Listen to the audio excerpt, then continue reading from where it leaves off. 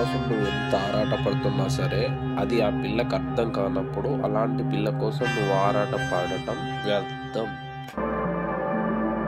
ఇష్టమున్న వాళ్ళని ఒప్పించవచ్చు, ఇష్టం లేని వాళ్ళని జీవితాంతం వాళ్ళ కాళ్ళు మొక్కి బతిలాడినా సరే వాళ్ళని ఒప్పించడం కుదరదు.